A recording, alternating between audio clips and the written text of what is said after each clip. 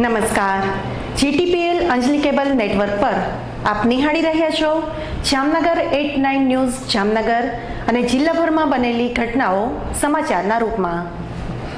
સમાચારો શરૂ કરતા પહેલા જોઈ લઈએ આજના મુખ્ય સમાચારો.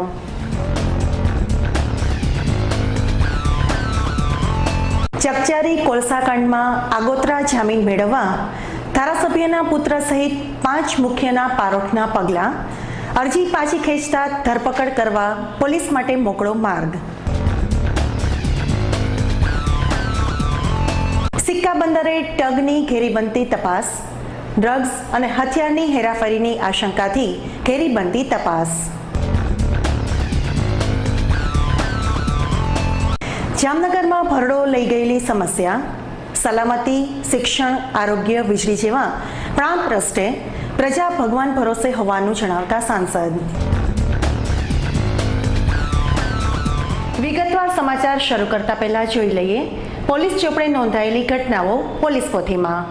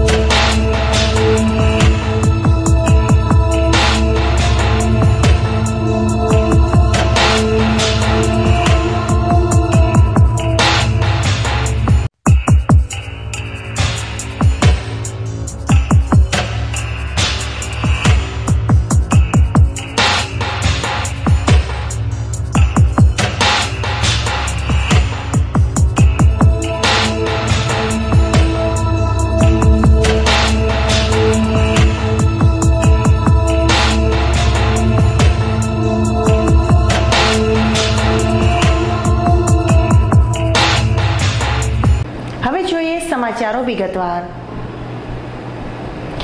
માત્ર ઇમ્પેક્ટ ફી ભરી દેવાથી ગેરકાયદેસર મકાન કાયદેસર ન થઈ જાય તેવો ચુકાદો અદાલતે આપ્યો છે. સાધના કોલોનીમાં રહેતા છગનભાઈ પટેલે પોતાની દુકાનને લગત કોર્પોરેશનની માલિકીની રસ્તા ઉપર દબાણ કર્યું હતું, માટે કોર્પોરેશને એ તોડી પાડવા નોટિસ ફટકારી હતી, જેની સામે દબાણકાર કોર્ટમાં ગયા હતા અને દબાણ તોડી ન પડાય તેવી દાદ માંગી હતી, પરંતુ નીચલી કોર્ટે તેને મનાઈ હુકમ આપ્યો ન હોય આ દબાણકારે ઉપલી કોર્ટે પણ તેની માંગણી ફગાવી દીધી હતી. કોર્પોરેશન તરફથી વકીલ અશોક નંદાએ કરેલી દલીલ કોર્ટે માન્ય રાખી હતી. કોર્ટે નોંધ્યું હતું કે દબાણકારે ઇમ્પેક્ટ ફી હેઠળ અરજી કરીને વિકાસ ચાર્જ અને સ્ક્રુટિની ચાર્જ ભર્યો છે, પરંતુ બાંધકામ રેગ્યુલરાઇઝ અંગેની ફીની કોઈ પહોંચ રજૂ કરી નથી. તેમજ માત્ર ઇમ્પેક્ટ ફી યોજના હેઠળ માત્ર અરજી કરવાથી કે માત્ર અમુક ફી ભરવાથી આવા ગેરકાયદેસર દબાણ ગણાય તેવા બાંધકામ રેગ્યુલરાઇઝ ન થઈ જાય. શહેરના ઐતિહાસિક એવા રણજીતસાગર ડેમ પાસે જ બનાવવામાં આવેલા બગીચાને રાજવીનું નામ આપવા માટેની દરખાસ્ત થઈ છે. રણજીતસાગર એ જામનગરના પૂર્વ રાજાની દેન છે અને સૌરાષ્ટ્રમાં આ એકમાત્ર ડેમ છે કે જેમાંથી ગ્રેવિટીથી પાણી મેળવી શકાય છે. આવા મહત્વના ડેમ પાસે પ્રવાસન વિભાગની ₹4 કરોડની તથા મુખ્યમંત્રીની યોજના હેઠળ ₹2.90 કરોડ મળીને કુલ ₹6.90 કરોડના ખર્ચે બનાવાયેલા આ પાર્કનું નામ પ્રજાવત્સલ રાજવીના નામ ઉપરથી રણજીતસિંહજી પાર્ક રાખવાની દરખાસ્ત સ્ટેન્ડિંગ કમિટીએ ભલામણ સાથે જનરલ બોર્ડમાં કરી છે. રાજાશાહી વખતથી જામનગર શહેરને પાણી પૂરું પાડતો રણજીતસાગર ડેમ જામનગર રાજવીની જામનગર પ્રજાને અમૂલ્ય ભેટ છે. વર્ષો પહેલાં રાજાશાહી વખતમાં એની દીર્ઘ દૃષ્ટિના આયોજનના કારણે જામનગર શહેરને ગ્રેવિટીથી પાણી મળે તેવી વ્યવસ્થા રાજાશાહી વખતેના આયોજન કરવામાં આવેલ છે. રણજીતસાગર ડેમ બ્યુટિફિકેશન પ્રવાસન નિગમ તેમજ મહાનગરપાલિકા દ્વારા 6 કરોડ 90 લાખના ખર્ચે પ્રવાસન નિગમ દ્વારા અને મહાનગરપાલિકાને ગ્રાન્ટથી 6 કરોડ 90 લાખ રૂપિયાનું બ્યુટિફિકેશનના કામ કરવામાં આવેલો છે, જેનું જામનગર મહાનગરપાલિકા તેમજ અમારા પાર્ટીના સંકલન સમિતિના પદાધિકારીઓ માનનીય મંત્રી શ્રી વસુબેન ત્રિવેદી, પ્રમુખ શ્રી હસમુખભાઈ હિંડોચા, શહેરના મહામંત્રી ધર્મરાજસિંહ જાડેજા, પ્રકાશભાઈ કનખરા સૌના એક રાજાશાહીના એક રાજાના યોગદાન છે શહેર પ્રત્યેના, એના કારણે પાર્કનું નામ જામ રણજીતસિંહજી નામ રાખવામાં સર્વસંમતિથી નિર્ણય લેવામાં આવ્યું ને આ એક રાજાશાહીનો જામનગર શહેર પ્રત્યે એક અમૂલ્ય ભેટ હતી, એ ઋણ ચૂકવવાનો જામનગર મહાનગરપાલિકા તેમ ભાજપના પદાધિકારીઓ અને જામનગર શહેરના ધારાસભ્ય અને રાજકક્ષાના મંત્રી માન્ય શ્રી વસુબેન ત્રિવેદીએ આ વિષયમાં સંમતિ આપીને એક સાચો નિર્ણય લીધું છે કે જેમ પ્રજામાં એક સારો મેસેજ જાય કે રાજાએ આપણને જામનગરની પ્રજાને આવું સારું નજરાણું આપ્યું છે, તો પ્રજાએ રાજવીને યાદ કરીને આ એક પાર્કનું નામ જામ રણજીતસિંહજી પાર્ક રાખવામાં આવ્યું છે. શહેરમાં ડેન્ગ્યુ અને ચિકનગુનિયાનો ભરડો અવિરત, ચિંતાજનક રીતે કેસ વધતા જાય છે અને આ મચ્છરજન્ય રોગચાળાનો પ્રકોપ વધતો જ રહે છે અને કુલ 48 કેસ થયા છે. તેમજ આ તાવે એક મહિલાનો અને એક યુવાનનો ભોગ પણ લીધો છે. સાથે સાથે હવે વાયરલ શરદી અને તાવના પ્રકોપ પણ વધ્યા છે. ગત સપ્તાહમાં રોગચાળા સામે કંઈક પગલાં લેવા કોર્પોરેશન સફાળું જાગ્યું હતું અને સતત કામગીરી હાથ ધરી હતી. ઘેર ઘેર આરોગ્ય વિશેની સર્વે હાથ ધરવાનું આયોજન થયું હતું અને જરૂર મુજબ સઘન સફાઈ તેમજ સારવારની વ્યવસ્થા માટે ટીમો કામે લાગી હતી. પરંતુ તે કામગીરી ખાસ કંઈ કારગત નીવડી હોય તેવું જણાતું નથી. જોકે લોકોએ પણ મચ્છરના પ્રકોપ વધ્યા હોય પીવાના પાણી ઢાંકીને રાખવા, ઘર આજુબાજુ સ્વચ્છતા જાળવવા, વાસી કે ઉગાડો ખોરાક ન ખાવો તથા સજાગ રહેવાની તેમજ તાવ, શરદી કે સાંધાના દુખાવા વગેરે લક્ષણો જણાય તો તુરંત જ તબીબી સારવાર લેવા માટે જવા સલાહ આપવામાં આવી રહી છે. જોકે છેલ્લા 2 જ અઠવાડિયામાં જામનગરમાં 39 કેસ ડેન્ગ્યુ તાવના નોંધાયા છે. આ આંકડો માત્ર સરકારી હોસ્પિટલનો છે, જ્યારે ખાનગી દવાખાનાઓમાં દરરોજ અસંખ્ય કેસો ડેન્ગ્યુ અને ચિકનગુનિયા તાવના નોંધાય છે. આમિર ઇકબાલભાઈ ગાંધી, વોર્ડ નંબર 19નો રહેવાસી, રંગુનવાડા હોસ્પિટલ પાસે મારું મકાન છે ને હું વોર્ડ નંબર 19ના અંદર સામાજિક કાર્યકર તરીકે રહું છું. વોર્ડ નંબર 19ના અંદર આજે આ વિસ્તારના અંદર જે બનાવ બને છે તે વિસ્તારનું નામ ટીટાફળી તરીકે ઓળખાય છે. ગઢની ડાંગ ટીટાફળી વિસ્તાર. આજ રોજ બપોર સાંજે 7 વાગે અકરમભાઈ બશીરભાઈ ગરાણાનું સાંજે 7 વાગે જીજી હોસ્પિટલના અંદર મોત થયેલ છે. તેની ઉંમર 22 વર્ષની છે. તેના ઘરના 2 જણા કે જેની એક સાહિસ્તા, એક એની બહેન છે સાહિસ્તા ને એક એની ભત્રીજી છે, જે બેબી હોસ્પિટલ જીજી હોસ્પિટલના અંદર અત્યારે એડમિટ છે. એના માટે ખાસ કમિશનર સાહેબને ધ્યાન કેન્દ્રિત કરવા માટે મીડિયા ભાઈઓ દ્વારા હું કમિશનર સાહેબને વિનંતી કરું છું કે આ વિસ્તાર ઉપર ખાસ ધ્યાન કેન્દ્રિત કરે ને પોતાની એક ટીમ જે વિસ્તારની ગંદકીને દૂર કરે ને સારા ઓફિસરોને અહીંયા રાખી આ વિસ્તારમાંથી ગંદકી દૂર થાય એના માટે મહેનત કરે. કેન્દ્ર સરકારની તપાસ એજન્સીએ એક ટગને સિક્કા બંદરે લાવીને કેન્દ્રની એજન્સીએ તપાસ હાથ ધરી છે અને આ તપાસ ઘનિષ્ઠ થતી જાય છે. જખો પાસેથી દરિયામાં એક ટગમાં ડીઝલનો શંકાસ્પદ જથ્થો હોવાથી DRI દ્વારા આ ટગને સિક્કા બંદરે લાવવામાં આવ્યું છે. આ ટગ AB શિપિંગ કંપનીનું હોવાનું જાણવા મળ્યું છે. આ ટગના ટંડેલ મુસા અબ્રાહિમની પૂછપરછ કરતા તેણે 20 ટન ડીઝલ બારોબાર વેચી નાખ્યાનું કબૂલ્યું હતું. આ કેસ કેન્દ્ર સરકારની બીજી એજન્સીઓએ પણ અન્ય હેરફેરની આશંકાથી તપાસમાં ઝંપલાવ્યું છે. કેમ કે આ શિપિંગ કંપનીએ આ ટંડેલને પૂરતી તપાસ કે આધાર પુરાવા વગર કામે રાખી લીધો હોય, એજન્સીઓએ આ શિપિંગ કંપનીના અન્ય સ્ટાફ અને અન્ય ટગની તપાસ પણ હાથ ધરાઈ છે. જામનગરના બહુચર્ચિત કોલસા કૌભાંડમાં વધુ 3 આરોપીઓએ આગોતરા જામીન અરજી મૂકી હતી. તો બીજી તરફ આ ગુનામાં મુખ્ય આરોપી ગણાતા ધારાસભ્ય પુત્ર સહિતના 8ના આગોતરા જામીન જામનગરની કોર્ટમાં નામંજૂર થયા બાદ આ આરોપીઓમાંથી 5એ હાઈકોર્ટમાં અરજી કરી અને અકડ રીતે પાછી પણ ખેંચી લીધી છે. જોકે આ મુખ્ય આરોપીઓ ધરપકડથી દૂર રહેવામાં સફળ રહ્યા છે. ત્યારે કોલસા વેચાતા મેળવનારા મોરબીના 3 શખ્સો દેવકરણ ભાલોડિયા, મનસુખ ભાલોડિયા અને યોગેશ રૂપાલાએ આગોતરા જામીન અરજી કરી છે, જેની જામનગરની કોર્ટમાં આજે સુનાવણી છે. સૌના જાણમાં છે કે બેડી બંદરેથી આયાત થતા એસઆર પાવરના વિદેશી કોલસાને બદલે દેશી કોલસા ધાબળી દેવાના કરોડો રૂપિયાના મનાતા આ સનસનીખેજ કૌભાંડમાં જયેન્દ્ર રાઘવજીભાઈ પટેલ સહિત 35 શખ્સો સામે એસઓજીએ બેડી મરીન પોલીસ સ્ટેશનમાં ગુનો નોંધાવ્યો હતો. જે ગુનામાં ટ્રક ડ્રાઈવરો સહિત 21 નાની માછલીઓ ઝડપાઈ છે, જે જેલવાસ ભોગવે છે. દરમિયાન સૂત્રોના જણાવ્યા મુજબ એસઆર પાવરે પણ બેડી મરીન પોલીસ સ્ટેશનમાં ફરિયાદ દાખલ કરાવી છે. જામનગર જિલ્લામાં શિક્ષણ કથળ્યું છે અને તેવી જ રીતે આરોગ્ય અને ખેતીના ક્ષેત્રમાં પણ ચિંતાજનક પરિસ્થિતિ હોવા છતાં આ બાબતે ગંભીરતા લેવાતી નથી, તેમ સંસદ સભ્ય વિક્રમ માડમે જણાવ્યું છે. લોકસભામાં પ્રશ્નોત્તરી પૂછવામાં આવતા ગુજરાતમાં પ્રથમ અને સમગ્ર દેશમાં 1 થી 10માં સ્થાન મેળવનાર અને સેવાકીય પ્રવૃત્તિથી એક વિશાળ ચાહક વર્ગ ઊભો કરનારા અને વ્યાપક જન સમુદાયને સ્પર્શના પ્રશ્ને સફળ આંદોલન કરનાર જામનગરના આ યુવા સાંસદે જામનગર 89 ન્યૂઝ સાથેની ખાસ મુલાકાતમાં વિવિધ મુદ્દે તેની પ્રતિક્રિયા આપી હતી. ગુજરાત સરકાર અને ખાસ કરીને મોદી જ્યારે દેશના વડાપ્રધાન તરીકે પોતાને પ્રોજેક્ટ કરીને નીકળ્યા છે, ત્યારે ગુજરાતની હાલત શું છે? ગુજરાતની અંદર નથી શિક્ષણ, નથી પાણી, નથી વીજળી, નથી આરોગ્યની સેવાઓ.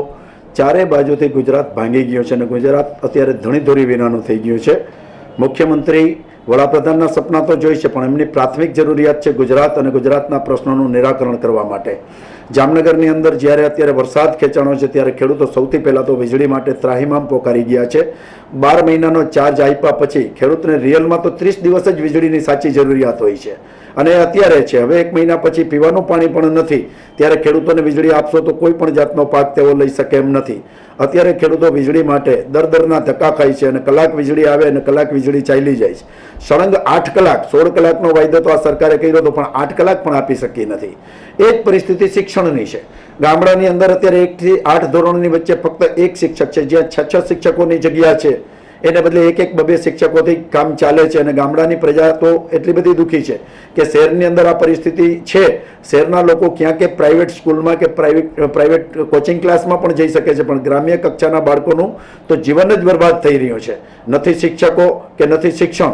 આ પરિસ્થિતિની અંદર ગામડાઓની અંદર શિક્ષણની વ્યવસ્થા પડી ભાંગી છે.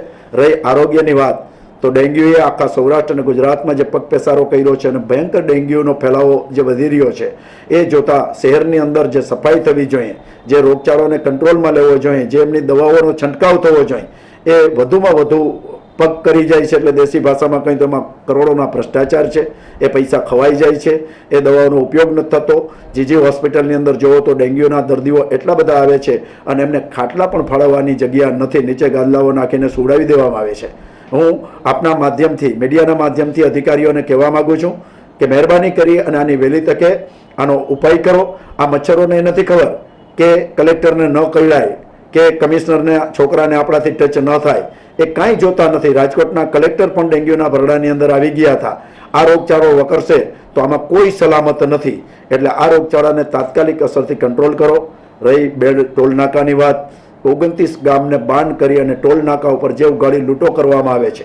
ગ્રામજનો જ્યારે પોતાનો અવાજ રજૂ કરે છે, ત્યારે પોલીસ બળનો ઉપયોગ કરી અને એમના ઉપર જુલ્મ કરવામાં આવે છે, એમને લાઠીઓ વીંજવામાં આવે છે. લોકોને આ રાજ્યની અંદર પોતાના અધિકારો માટે અવાજ ઉઠાવવાની પણ મનાઈ છે.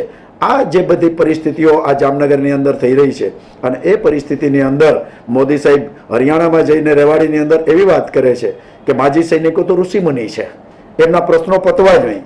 તો હરિયાણાના માજી સૈનિકો ઋષિમુનિ છે, તો ગુજરાતના માજી સૈનિકો શું છે? હું તો એને પણ ઋષિમુનિ માનું છું. પણ આ ઋષિમુનિઓને પોતાના પ્રશ્નોની પતાવટ કરવા માટે 15 વર્ષની તપસ્યા કર્યા પછી પણ એક સાઇન નામનું ફળ પણ નથી મળતું. એનાથી વધારે અધોગતિ શું હોઈ શકે? મોદી સાહેબ ફક્ત એક સાઇન કરે તો આ ઋષિમુનિઓના 15 વર્ષના જે જટિલ પ્રશ્નો છે એ પૂર્ણ થાય. પરંતુ આ ઋષિમુનિઓએ યા તો ક્યાંક પટાવાળાની નોકરી કરવી પડે છે, યા તો કોઈ ચોકીદારની નોકરી કરવી પડે છે, યા તો કોઈ પ્રાઇવેટ એજન્સીમાં 5,000ની નોકરી કરવી પડે છે. જેને દેશની સેવા કરી છે, જેને દેશ માટે બલિદાનો આપ્યા છે, આવા લોકોને 5,000 અને 3,000ની મોથાજીભરી નોકરીઓ કરવી પડે છે. એમાંથી જો મુક્તિ મોદી સાહેબ અપાવે તો મને એમ લાગે છે કે એમને મળેલી સત્તાનો તેઓએ સદુપયોગ કર્યો છે. હવે પછીની સત્તા મળશે કે નહીં એ પછીની ચર્ચા છે, પણ જ્યારે પ્રજાએ તમને ગુજરાતમાં લોક ચુકાદો આપી અને સત્તા આપી છે તો આ ઋષિમુનિઓના પ્રશ્ન પતાવો. ખાલી જઈને કોકના ઘર સામે અપવાસ કરવાથી, મુખ્યમંત્રી સદભાવનાના અપવાસ કરે અને લુખી સદભાવનાઓ આપે, એનાથી પ્રશ્ન પતવાના નથી. એમને લોકોના કામ કરી અને લોકોને સદભાવના આપવી જોઈએ. એમને સહીનો પાવર આપ્યો છે જનતાએ, સહીના પાવરથી આ ઋષિમુનિઓના પ્રશ્નો પતાવવા જોઈએ. આવા તો ઘણા પ્રશ્નો છે. આખા ગુજરાતની અંદર એટલા રેપ થાય છે. કાલે જ સુરતની અંદર એક બાળકી ઉપર 5 નરાધમોએ બળાત્કાર કર્યા. મારા જામનગરની અંદર 4 છોકરીઓ ઉપર છેલ્લા 3 મહિનાની અંદર 4 વર્ષની છોકરીઓ ઉપર બળાત્કાર થયા. એનો કોઈ અવાજ નથી ઉઠાવતા. અને ક્યાંક બોમ્બેમાં ગેંગરેપ થાય તો સ્મૃતિ ઈરાની એ પાર્લામેન્ટની અંદર રાજ્યસભાને બંધ કરાવી અને હોબાળો મચાવે છે અને ગૃહમંત્રીના રાજીનામા લે છે. પરંતુ જામનગરની અંદર જો બળાત્કાર થાય, ગુજરાતમાં બળાત્કાર થાય તો એ તો નરેન્દ્ર મોદીએ એમને રાજ્યસભાના સભ્ય બનાવ્યા એટલે એનું ઋણ અદા કરે છે. એના માટે એક શબ્દ બોલવાની એનામાં તૈયારી નથી. શું મુંબઈની દીકરી છે એ દીકરી છે અને ગુજરાતની કે જામનગરની દીકરી નથી? 4 વર્ષની માસૂમ બાળકી ઉપર બળાત્કાર થાય તો સ્મૃતિ ઈરાની જેવાઓના પેટનું પાણી પણ નથી હલતું. આ દેખાડવાના અને ચાવવાના અલગ અલગ છે, બંધ કરી અને સૌથી પહેલા ગુજરાત તરફ મોદી સાહેબ ધ્યાન આપે. હિન્દુસ્તાનની ગાદી બહુ દૂર છે અને એના તરફ પછી ધ્યાન આપજો. તમારી પ્રથમ જવાબદારી છે એ તો પૂર્ણ કરો. જામનગરના ગુલાબનગર પાસેથી એક યુવાન દારૂ સાથે ઝડપાયો છે, જેને રિમાન્ડ ઉપર લેવામાં આવ્યો છે. રાજપાર્કમાંથી મોટરસાયકલ ઉપર પસાર થઈ રહેલા પિનાકીન જોશીને અટકાવીને શંકાના આધારે પોલીસે તપાસ હાથ ધરી હતી. ત્યારે તેની પાસેથી 61 બોટલ અંગ્રેજી દારૂ મળી આવ્યો હતો. માટે આ શખ્સની ધરપકડ કરવામાં આવી છે અને તેને રિમાન્ડ ઉપર લેવામાં આવ્યો છે. જામનગરના વિકાસથી પ્રભાવિત થઈને મુંબઈનું પ્રતિનિધિ મંડળ મેયર દિનેશભાઈ પટેલને મળ્યું હતું. મૂળ જામનગર જિલ્લાના આ મહાજનો જેઓ ત્યાં વેપાર, ઉદ્યોગ અને લેન્ડ ડેવલપિંગના વ્યવસાય સાથે સંકળાયેલા છે, તેઓએ જામનગરના વિકાસ અંગે પ્રભાવિત થઈને દિનેશભાઈ ખેતિયાની આગેવાનીમાં આ મુલાકાત કરી હતી અને સૂચનો પણ કર્યા હતા, જે મેયરે મુક્ત મને સ્વીકાર્યા હતા. જામનગર મહાનગરપાલિકાના પદાધિકારીઓની મુલાકાતે આજે બોમ્બે અને ભિવંડીમાં મૂળ જામનગરના જ કહી શકાય એવા રહેવાસીઓ અહીં જામનગર શહેરમાં છેલ્લા 3-4 દિવસ થયા એ લોકોએ જે કંઈ મહાનગરપાલિકાના જે કંઈ વિકાસના કામો થઈ રહ્યા છે અને થઈ ગયેલા છે એનાથી પ્રભાવિત થઈને અહીં શુભેચ્છા મુલાકાતે આવ્યા છે. ત્યારે એ બધાનો હું આ તકે આભાર માનું છું. ખાસ કરીને 2-3 બાબતો મેં એમની સમક્ષ મૂકી છે કે જ્યારે ગુજરાતની અંદર માનનીય મુખ્યમંત્રી શ્રી નરેન્દ્રભાઈ મોદીએ શાસનની ધુરા સંભાળ્યા પછી નગરપાલિકા અને મહાનગરપાલિકામાં જે વિકાસ થવો જોઈતો હતો એ વિકાસમાં જે કંઈ નાણાકીય ક્ષતિ હતી એ શહેરી વિકાસ મંત્રાલયના માધ્યમથી આ વિકાસ માટેનું જે ભંડોળ આપ્યું એના હિસાબે આપ સૌ જોઈ રહ્યા છો કે દરેક મહાનગર અને નગરપાલિકાઓનો ઇન્ફ્રાસ્ટ્રક્ચરનો અને લોકોની સુવિધામાં ના કામોમાં આ બધા થઈ રહ્યું છે. આવતા દિવસોની અંદર જામનગર મહાનગરપાલિકા એક લાખોટા તળાવનો જે અમારો બ્યુટિફિકેશનનો એક ડ્રીમ પ્રોજેક્ટ છે એનું પણ કામ અમે હાથ ધરવાના છીએ. આવા અનેક કામોના હિસાબે લોકોની સુખ અને સુવિધાઓમાં પછી પાણીના હોય, રસ્તાના હોય કે ડ્રેનેજના હોય કે ઓવરબ્રિજના હોય, અંડરબ્રિજના હોય, આવા જુદા જુદા કામો આગામી દિવસોમાં લોકો માટે અમે કરી દેવાના. જામનગર જિલ્લામાં વાયર ચોરી અને વાહન ચોરીમાં તરખાટ મચાવનાર 2 ખૂંખાર ચોરને એલસીબીએ દબોચી લીધા છે. જિલ્લામાં તાજેતરમાં પવનચક્કીની વિન્ડ વર્લ્ડ નામની કંપનીઓના મોટી સંખ્યામાં કોપર કેબલ ચોરાઈ ગયા હતા, જે માટે ખંભાળિયા, લાલપુર, કાલાવાડ, જામજોધપુર પોલીસ સ્ટેશનોમાં ફરિયાદો થઈ છે. આ અંગેની તપાસ દરમિયાન એલસીબીને બાતમી મળી હતી કે આ ગુનાઓના આરોપીઓ ખંભાળિયામાં ભટકે છે, માટે ત્યાં જઈને લાખાસરના આમીન ખફી અને સુલેમાન કુરેશીને દબોચી લીધા હતા. આ શખ્સો પાસેથી ₹7,17,000નો મુદ્દામાલ પણ કબજે કરાયો છે. ગઈ તારીખ 20/9/2013ના રોજ એલસીબીના પીએસઆઈ ઠાકર તથા પીએસઆઈ કચ્છા સાહેબ તથા એલસીબીના સ્ટાફ ખંભાળિયા વિસ્તારમાં ચોરીમાં સંડોવાયેલ ઈસમો અંગે તપાસમાં હતા.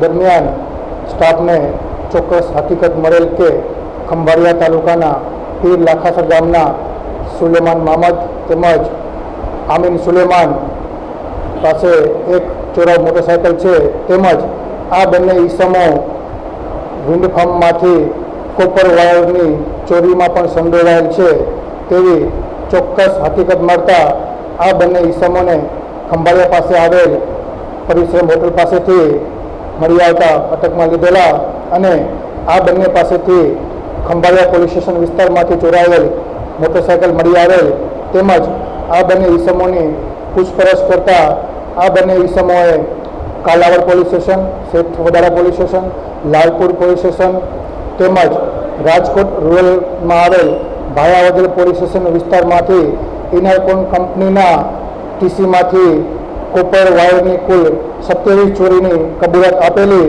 તેમજ આ વાયર પોતે ખંભાળિયાના ફિરોજ અજીમ શેતા તથા જયેશ બુદ્ધભટ્ટીને વેચેલની હકીકત જણાવતા આ બંને ઈસમો પાસેથી કોપર વાયર કુલ કિલો 695 જેની કિંમત 6,27,500નો મુદ્દામાલ રિકવર કરવામાં આવેલ છે તેમજ અન્ય ચોરીઓ બાબતે આ બંને આરોપીઓની ઘનિષ્ઠ પૂછપરછ ચાલુ છે.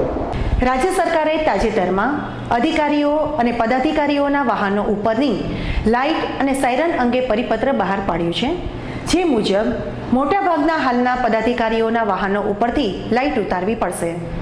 તાજેતરમાં જ આ નવા પરિપત્ર મુજબ જૂનાગઢના mayor, deputy mayor, standing committee chairman, વિરોધ પક્ષના પ્રમુખની કાર ઉપરથી લાઇટો ઉતારી લેવાય છે, પરંતુ હજી જામનગરમાં પદાધિકારીઓની કાર ઉપરથી લાઇટ ઉતારાઈ નથી. જે માટે એવું કારણ અપાયું છે કે હજુ આવો કોઈ પરિપત્ર મળ્યો નથી.